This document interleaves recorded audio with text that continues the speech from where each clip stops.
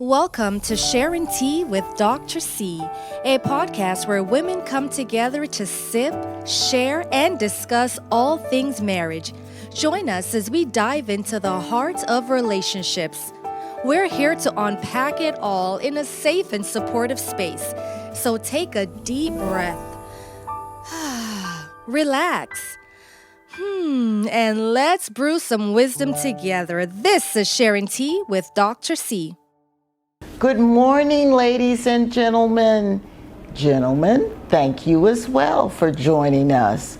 Oh, I'm so glad you all did take out time to sip a little tea with me, Dr. C. How's your week going? Well, you just have one more work day, right? You can make it. All right. Listen, I told you in my last podcast that I need your help with something. And you did good. Thank you. But I'd like to hear from a few more of you. All right? So listen at the end of the podcast. Yeah, I'm going to make you wait till the end. And I'll tell you what it is. I need your help. Let's bow our heads for a word of prayer. Lord, thank you for everyone seeking to better their marriages. I pray you bless them and may their love for each other grow and strengthen each day. Amen. How many of you believe the myth that once married, I'll never be lonely anymore? Today we will discuss loneliness in a marriage and how to overcome it. Allow me to read a letter to you that I received from a young lady that I put in my book, Sex and Marriage, Myths Uncovered. Dear Dr. Cynthia, I was a 20-year-old and when I was intensely pursued by a tall, well-mannered, dynamic guy with a bubbly sense of humor. He cared for me like a queen. When he proposed marriage, I could not picture ever being alone or unhappy again. So what took place after the wedding was quite alarming to me. I discovered that I was only acquainted with a small fraction of my new husband's persona.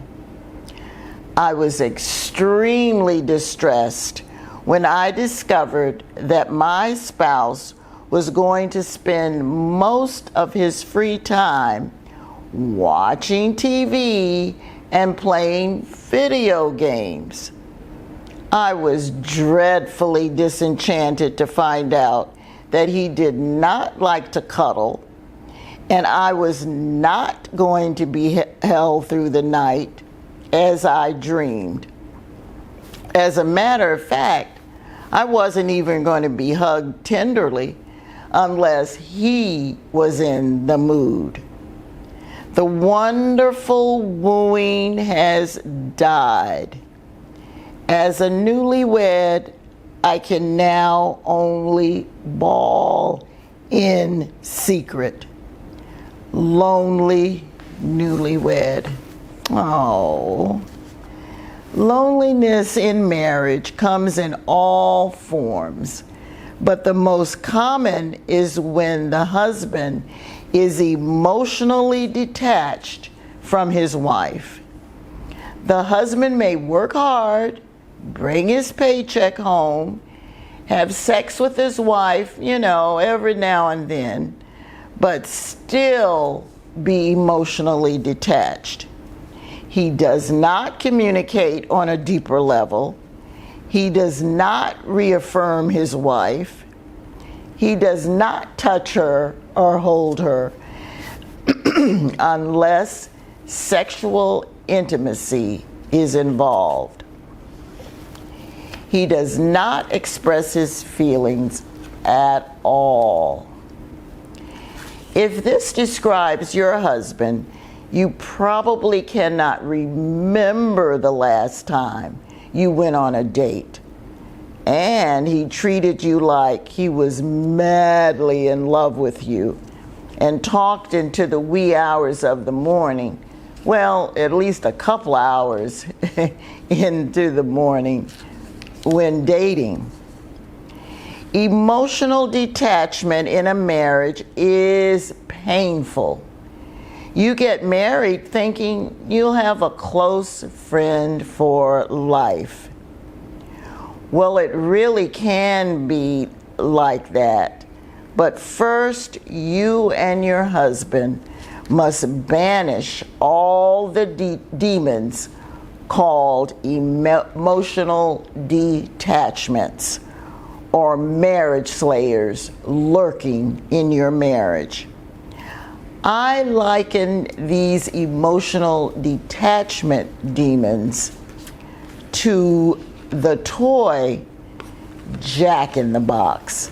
Do you remember that toy? You know, you wind him up, and then at a certain point, the clown pops out of the box. Then you stuff the clown's head back in, close the lid, and start all over again. Just imagine your husband never dealing with issues from his childhood or adulthood and constantly pressing those issues further and further down inside himself. Those issues can range from rejection, neglect, abandonment, to abuse.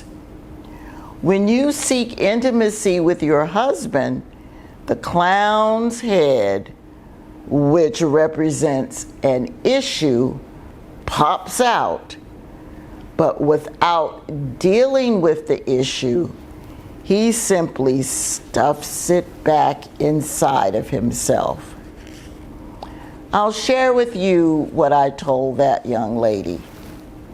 Number one, speak love, healing, and acceptance to your husband. Assure him that whatever he tells you will stay between you and him. Encourage him to share with you. Pray with him. Encourage him to seek therapy. And tell him you'll be glad to go with him if he wants. Explain to your husband how lonely you feel and what you need from him. Now, be specific. Don't just say, I need bonding time. No. You need to say, I want more hand holding. I need more kissing and hugging outside of the bedroom. Would love to take a walk and to devote at least 1 hour a day where we just talk about anything or nothing. Just talk. Tell him you want a date night once a week or once a month or whatever is doable. Loneliness in marriage can come across and when you fall into the trap of thinking your husband has to be your only friend. No. You should have at least one trusted girlfriend. Go have coffee together, go to the mall, go to the spa together. But you don't need to talk every day. And definitely don't tell her secrets, okay? Please don't share all your secrets. Also learn to be happy by yourself. Get a hobby. Go to the spa by yourself. Take care of yourself. Go visit the sick in the hospital or at their home, or call them. Volunteer at church. Join a women's Bible club group. Spend some time with God. Remember, a spouse does not have the capacity to make you feel whole and complete. Only God can do that. Let me repeat that. Remember, your spouse he does not have the capacity to make you feel whole and complete. Only God can. I was relying on my husband Reggie to be my best friend, and we were, until he got very, very sick. Oh, and then I was so lonely. You know, he could not remember things. He didn't even remember what I told him yesterday or a couple of hours, ago. He couldn't have a conversation. He definitely couldn't make decisions with me. Oh, I missed my best friend so much. I had to rely on God's strength. My immediate family and my friends, they were my biggest support. And of course, my youngest granddaughter, okay, she kept my spirits up with all of her funny antics. But I had to follow my own advice, and that I just shared with you. Well, our time together is up, but allow me to leave you 3 takeaways. Number 1, deal with emotional detachment issues or your spouses.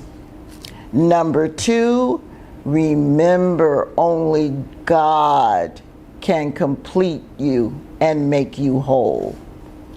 Number 3, do activities on your own. Be your own friend. Now, remember the last time I told you I needed your help? Well, and some of you did. Thank you. Thank you. Much appreciated. But I need a few more suggestions, okay? For topics not related to marriage. And if you have any questions on my past podcast, be sure to message me on Facebook at Tea with Dr. C. Facebook at Tea with Dr. C. Not my other Facebook page, okay? And oh, I can't wait to hear from you. Share this with your friends. Share the podcast with them. Also share the link, by the way. And be sure to subscribe. All right? No cost to you. Oh, I'm so sad to see you go. But I'll see you again in a few weeks, okay?